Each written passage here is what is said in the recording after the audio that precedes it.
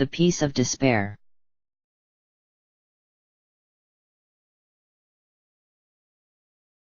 You what? Shouted Spike and Rarity simultaneously. I loved her, Discord repeated. Is that so hard to believe? Yes, the two said, again simultaneously. Perhaps I should be the one to explain, said Celestia. She stepped forward, carefully moving between the grey ponies before her. From the moment of Discord's creation, he was a chaotic being. He was small at the time, and I was just entering marehood. We were children when we met. I saw her trying to fly and doing a poor job of it, said Discord. Nothing about what she was doing had any kind of order to it. So I decided to experiment a little. I would see if I could bring order from chaos. I used the wind to stabilize her in the air, and she quickly learned how to fly on her own. When I landed, he came up to me and asked, "Did you enjoy the wind I gave you?" Celestia looked at him blankly. Her wings fluttered slightly.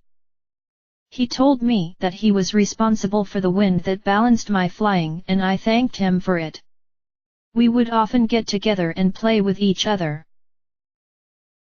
Needless to say, her parents didn't exactly approve, said Discord.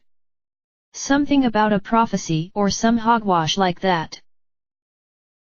It was an ancient prophecy that heralded the coming of the chaotic one who would plummet the world into disharmony and darkness, said Celestia. My parents were convinced it was Discord. They were right. But then, I believe prophecies are self-fulfilling, so there you go. My parents did eventually warm up to you, Discord. Only after I replaced the pudding in their bed with clouds. Pudding? Asked Yusei. Yes, pudding, said Discord. I filled their bed with pudding, and their pillows with cotton candy. I had a good laugh, but then I filled them up with clouds. They apparently loved it. Discord and I were the best of friends, Celestia continued. But it didn't last. What happened?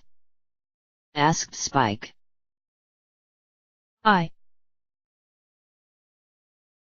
She broke my heart, said Discord nonchalantly.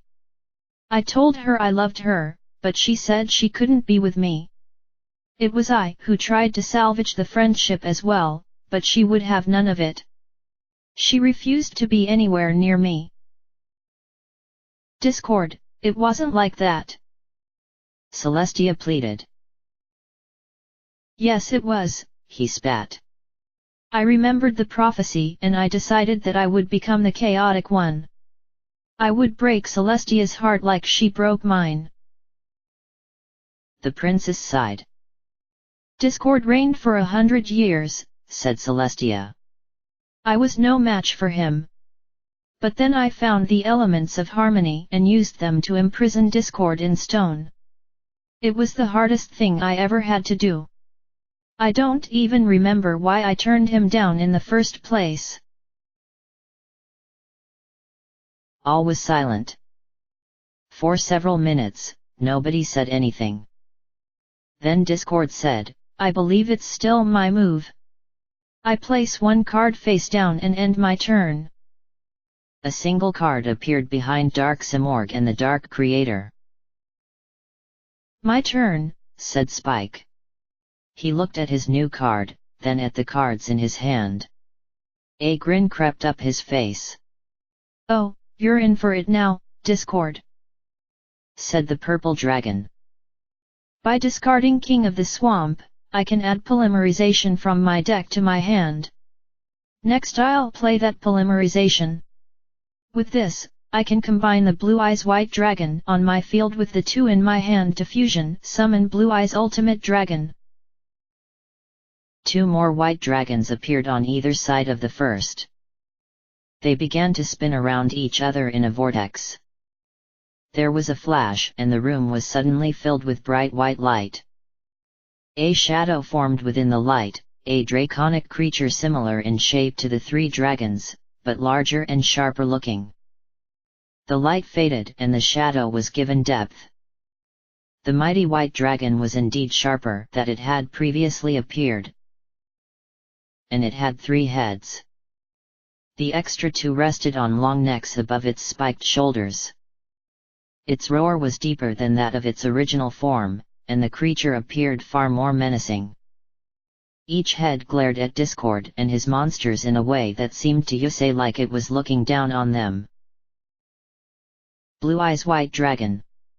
Attack 4500. Level 12. Impressive, I must admit, said Discord, but you still can't beat me. Check your life points, Discord, said Spike. You've only got 800 points left, and my ultimate dragon has 1800 more points than Dark Simorgh. And I'm supposed to be frightened? Discord asked. You know that if you attack, your dear Twilight will turn to stone.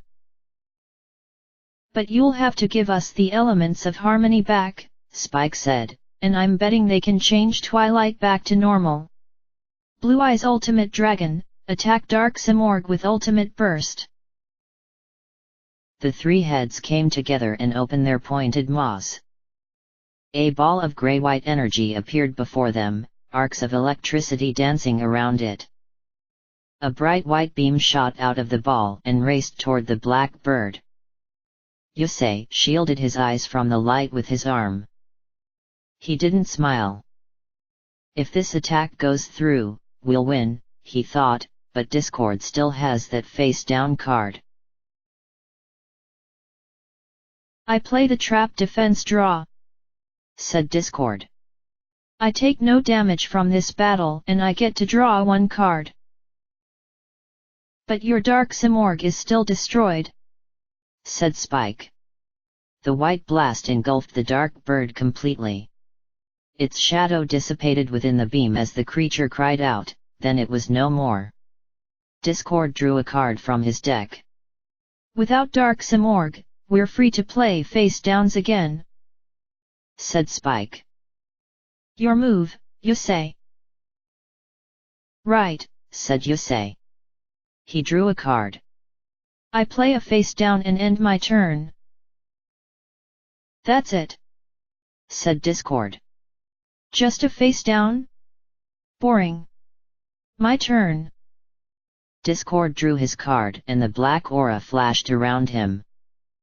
I activate the effect of Veil of Darkness. If I draw a dark monster, I can send it to the graveyard to draw another card.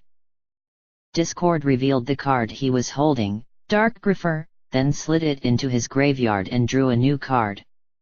Well, would you look at that? He said, revealing another monster. He drew again. This seems to be my lucky day. Discord sent another card to the graveyard and drew. He sent 4 more cards to the graveyard before stopping. He probably manipulated his deck, that cheat, snorted Rarity. Did you see that black outline that appeared around him just before he drew each card? Considering what I've seen him do so far, I wouldn't be surprised if he did change some cards around, said Yusei. If you're going to accuse me of cheating, you could at least talk directly to me, said Discord indignantly. May I continue, or do I need to remind you that your friends' lives and identities are at stake in this duel? Yusei grit his teeth and Spike growled, his pupils narrowing to slits. First things first, said Discord. I activate the Dark Creator's effect. I remove Dark Simorgh from play and special summon Dark Knight Parshath in attack mode. Out of the blue portal emerged an incredibly strange creature. Celestia, Rarity, and Spike were all shocked by its appearance. It had the black body of a horse, but the torso of a human. A pair of wings with dark purple, almost black feathers rested on the sides of the equine body. The human part wore armor and a helmet the same color of his wings. The skin of his face was a pale green and his hair was a deep, golden yellow, like the yolk of an egg. In his left hand he gripped a shield that appeared to have wings and a crown, with a huge green jewel in the center. His right forearm was covered by a wide blade, as though his hand had been replaced with the sword. The center body of the blade was pitch black and marked with golden runes. Red eyes and an evil grin gleamed out from under his helmet and hair. Dark Knight Pars Hath. Attack 1900. Level 5. What? What is that thing? Said Rarity with disgust. A centaur, said Yusei. A kind of creature that appears in stories in my world. I've never seen its like before, said Celestia. I'm not sure I would care to see it again. Dark Knight Parshada's effect is this, said Discord. He gains 100 attack points for every dark monster in my graveyard. Currently, there are 11, putting his attack points at 3000. The centaur glowed with a purple nimbus and swung his sword while laughing. In addition to that, if he destroys a monster by battle, I can remove a dark monster from my graveyard to draw a card from my deck. I switch the Dark Creator to attack mode.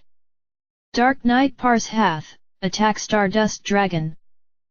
The black centaur bounded forward, the muscles of the equine half of his body rippling beneath his taut skin as he ran. Go, Scrap Iron Scarecrow, said Yusei. The centaur jumped into the air, beating his wings to gain height and strike at Stardust. He brought his sword arm across, but it struck the metal frame of Yusei's scarecrow and glanced off of it. The centaur was thrown back from the force and Yusei's trap reset itself. He knew it was there, thought Yusei. So why did he attack anyway? Why use that card? Why not try Dark Simorgh again? I place 2 cards face down and end my turn, said Discord. He grinned, his single fang gleaming in the moonlight. Spike, be careful, said Yusei. Got it, Spike replied. My turn. He drew. Spike's eyes widened when he saw the card in his hand. All right, Discord, said the dragon. It's time I end this once and for all. I release Blue Eye's Ultimate Dragon. The 3-headed dragon roared as it dissipated into light. Yusei, Rarity, and Celestia gasped. Spike, what are you doing? Shouted Rarity. Growing up, said Spike. Fueled by love and fallen comrades, protected by the brightest of crystals. I summon Blue Eye's Shining Dragon. As the 3-headed monster disappeared, a new dragon took form in its place. At first it was simply a vague mass of light, but slowly it took shape. It was rigid and segmented, much like the earlier dragons, but also curved and angular. The light faded and Yusei was amazed at what he saw. The hide of the dragon seemed to be made out of a pale blue metal similar to the bodies of the Dark Creator and Dark Horus. It had no arms, only 2 wings that were flat and machine-like. Large, perfectly round sapphires rested on the creature's legs and wings, with one directly in the center of its abdomen, and a smaller one atop its pointed head. Yusei had heard tales of this creature. It was said that it had been designed by Pegasus to counter the 3 Egyptian god cards, but that Yugi Muto still defeated it in a duel with Seto Kaiba. However, the card was lost in an explosion and no videos or logs of the duel survived. Blue Eye's Shining Dragon.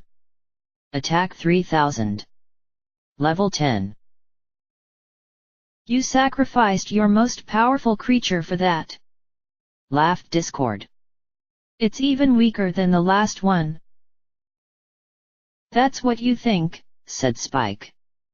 Ghostly images of all the other dragons he had played, save for Diamond Head Dragon, appeared around the shining dragon before vanishing into the jewels on its body. It roared and a blue aura pulsed along its body. Blue Eyes Shining Dragon gains 300 attack points for each dragon-type monster in my graveyard. Since there are 10, that means its attack points are doubled. 6,000 attack points, said Yusei under his breath, amazed. I'm not scared of your face downs either, Discord. Spike continued. If Blue Eyes Shining Dragon is targeted by a card effect, I can negate that card's effect. Blue Eyes Shining Dragon, attack the Dark Creator with Shining Burst. The shining dragon opened its metal mouth and fired a beam of light made of blue and white sparks at Metal Man. Discord began to laugh. I don't need to target it to destroy it, shouted the Draconequus. I activate the Inverse Universe Trap card. The attack and defense points of all effect monsters on the field are switched. Yusei watched as point counters appeared next to each monster and spun around, displaying the monster's defense points as its attack points. Dark Knight Pars Hath. Attack 1400. Stardust Dragon. Attack 2000. Blue Eyes Shining Dragon. Attack 2500. The Dark Creator. Attack 3000. Spike! shouted Yusei. I activate Interdimensional Matter Transporter. Spike's only face-down card flipped up and a strange device appeared. It created a sphere of light around his dragon and then the two vanished. Spike wiped his brow with the back of his hand. My trap removes my monster from the game, then returns it to the field at the end of the turn. When it comes back, it won't be affected by Inverse Universe. Your move, Yusei. Spike's dragon reappeared, letting loose its metallic cry. Blue Eyes Shining Dragon. Attack 6000. Yusei shook off his amazement and returned his focus to the duel. He drew. Discord has one more face-down card ready, probably to protect Dark Knight Pars Hath, he thought. But he's also out of cards and only has 800 life points left. If I attack now, I can make him use his face-down and force him on the defensive. So long as he doesn't draw another defensive trap next turn, Spike can take down the Dark Creator and I can break down his remaining defenses. In that case, Stardust Dragon, attack Dark Knight Pars Hath with Shooting Sonic. Yusei ordered. His white dragon fired its crystal clear beam at the Dark Centaur. I won't lose that easily, Yusei, said Discord. I activate Dark Spirit Art, Greed. Say what? You thought the first two were the only ones? I release Dark Knight Pars Hath to draw 2 cards. Yusei grit his teeth. The card he drew wasn't a spell, so he couldn't stop the effect. The centaur vanished and Discord drew 2 cards. I set a card face down and end my turn, said Yusei. A trap card, no doubt, said Discord. But I'm not worried. My turn. First, I'll use the Dark Creator's ability to revive Dark Nephthys by banishing Dark Horus. The Black Phoenix reappeared on the field at the Creator's command, screeching as it rose. When Dark Nephthys is special summoned, it destroys 1 spell or trap on the field. I will rid myself of that blasted scarecrow. Go, my servant. Stardust Dragon, do your stuff, said Yusei. With a roar and a flash, Stardust Dragon stopped Nephthys' assault. Yusei smiled, but it faded when he saw that Discord himself was still smiling. I activate Psychic Cyclone, he said. What? said Yusei. Oh, you've seen this one before, have you? said Discord. Psychic Cyclone lets me pick a face-down card and call spell or trap, then destroy it. If I call it right, I draw a card. If not, you draw a card. He's going after Scrap Iron Scarecrow, isn't he? asked Spike. No doubt, said Yusei. I would too. A whirlwind erupted from Discord's pointed claw and raced toward Yusei's card, sliding underneath it and spinning it into the air. He grinned when he saw the picture of the metal scarecrow, and he drew a new card to replace Psychic Cyclone. Now to take care of that bird, said Discord. Poor little chickie, fallen into a fissure. A spell card appeared before Discord and a black line appeared in the floor beneath the pink chick. It fell into the crack with a squawk and the fissure closed up.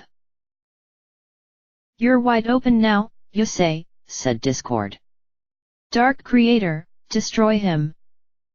The steel giant held his hands out in front of him and formed a crackling ball of black energy. With one hand, it threw the ball at Yusei.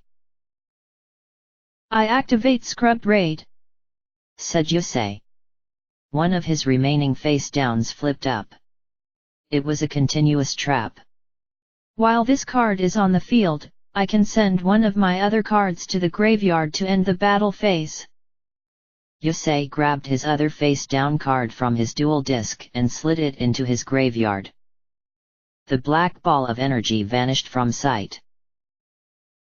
And what's more, the card I sent is Limiter Overload, Yusei continued. When it's sent to the graveyard, I can special summon Speed Warrior from my hand, deck, or graveyard. Come on out, Speed Warrior.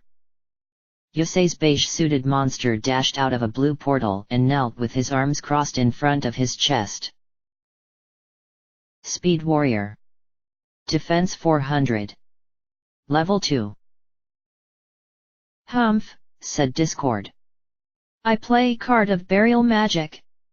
I remove 3 spells from my graveyard and draw 2 cards. Reinforcement of the army, Psychic Cyclone and Fissure are gone. I end my turn with 3 face downs. Spike drew and asked, Yusei, you got my back? I do, Yusei answered. Then Blue Eyes Shining Dragon, attack Discord's Dark Creator. Shining Burst. You've triggered not 1, but 2 traps, little dragon. Laughed Discord. Coffin Seller and Call of the Earthbound. Coffin Seller deals 300 damage to my opponent whenever a monster is sent to their graveyard. Call of the Earthbound lets me choose your attack target for you. Dragon vs Dragon, as it should be. Blue Eyes Shining Dragon, attack Stardust Dragon. I activate Scrubbed Raid's effect, shouted Yusei. I send Speed Warrior to the graveyard to end the battle phase. Coffin Seller still deals you 300 points of damage, however, said Discord. Life point count. Yusei, 1100. Stone crept further up Rainbow Dash's body, nearly reaching the base of her neck. If Dash noticed, she didn't seem to care. She hung from black shackles, completely despondent save for the occasional tear that slid down her cheek. I don't know why you continue to defend her, said Discord. She's given up. When she joins the others, she'll be at peace. She was at peace before, Discord. Yusei yelled. They all were. Is that right? Well, let me show you something then. Discord snapped his fingers. He, Yusei, Celestia, Spike and Rarity, who was still bound in the air, suddenly found themselves back in the dark world where Discord's victims had been taken. Discord walked up to one pony, a Pegasus stallion wearing a blue uniform. "This is Soren of the Wonderbolt's flight team," said Discord. "Do you know why he's here?" No one answered. "Because of his utter despair. Look!" A flash of light emanated from Soren's forehead. Yusei and the others watched a colorless scene unfold before them. They were in a stadium made of clouds. The crowd was cheering loudly. "What a spectacular show that was!" shouted an announcer. "I'd say that was the best one we've yet seen from the Wonderbolts, especially their team leader Spitfire." The roar of the crowd dulled and faded. In the blackness, only Soren and another Pegasus, Spitfire, Yusei presumed, remained, sourceless lights shining upon them. She waved at the hidden crowd with an exhausted but joyous smile. Soren simply looked at her. "I nearly messed up the routine again," he said. "And you expect me to become a leader someday? I can't do it. No matter how hard I practice, I'm just not good enough. I want out. I want out from under the pressure to perform, to win races, to be the best, because I'm not the best." His speech had turned to shouting. Spitfire vanished as well and Soren collapsed. "I'll never be the best. And I can't live up to your expectations? Or my own. Just make the pressure go away." A wave of slate-gray water roared to life and enveloped him. Yusei and the others were thrust back into the dark world. Discord pointed to another pony, a filly. Yusei immediately recognized her. It was "Apple Bloom!" he shouted. "Discord, you would do this to a child?" She felt despair, and I offered, on behalf of my new friend, to free her from it, said Discord. "Look!" Yusei found himself inside what looked like a classroom. Fillies and foals sat at small desks while a teacher talked to them from the front of the room. Every child in the room was paying attention to the teacher. Every child, that is, except for Apple Bloom. She stared sadly at her desk. The teacher walked up to her. "Apple Bloom," she asked.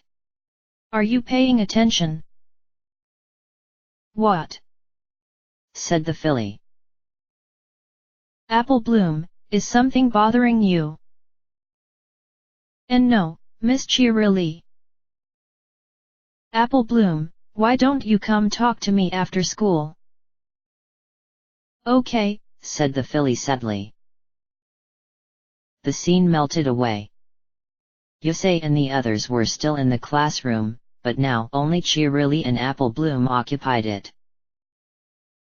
"Apple Bloom, your grades are slipping," said the mayor, "and you look sad all the time. Tell me, is it because you still don't have your cutie mark?" Apple Bloom sighed. "Yes," she said. "Every pony finds their special talent eventually, Apple Bloom," said Cheerily. "You just have to be patient." "But Scootaloo and Sweetie Belle both have their cutie marks, and it's been a whole year since they got M." Apple Bloom protested.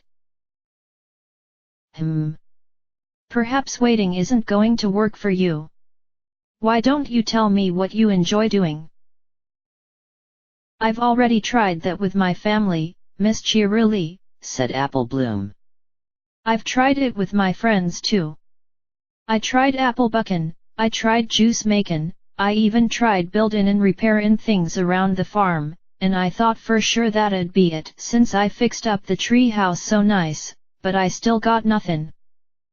She pointed to her flank. There was nothing there. I'm gonna be a blank flank forever, aren't I? She said with a sniff. That won't happen, Apple Bloom, said cheerily. I promise. The scene faded again. Yusei saw the center of Ponyville now. Ponies walked to and fro through the dirt streets.